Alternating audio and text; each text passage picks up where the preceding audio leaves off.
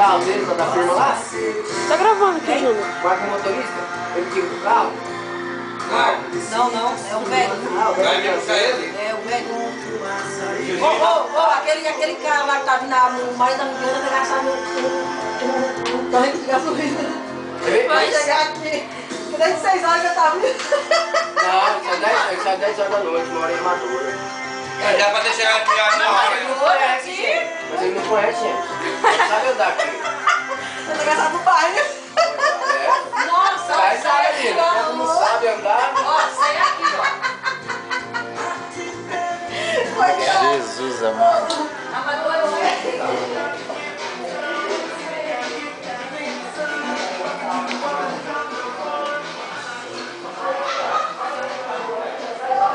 A situação, Jesus amado.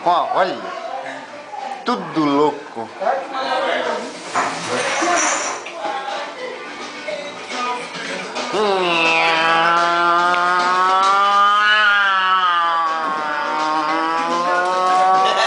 Tá dando rolê aí? E aí, man? Tamo aí, pai. Picanha e uma cebola. Ô, tentei ligar pro Pio, meu. Ó, mostra Eu já liguei pra ele. Não atende. Fala alô pro pessoal lá do Brasil. Olá. Alô, Que Brasil. saudade. Olha aqui o problema.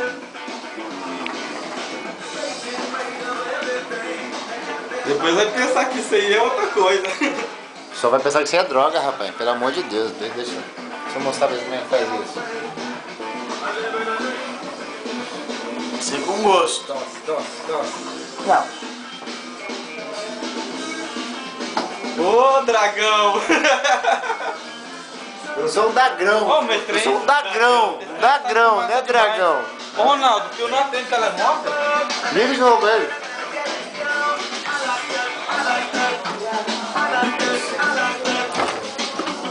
Geladeira. Frigorífico. Aqui também tem cerveja. Ah, aqui não é cerveja não, tá? Tem cerveja, tá acabando. Mas, mas tem mais ainda.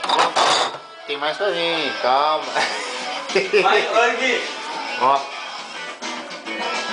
Coisa linda, hein? Bonito. É nós na fita. Ô, comadre, dá uma aula pro Brasil.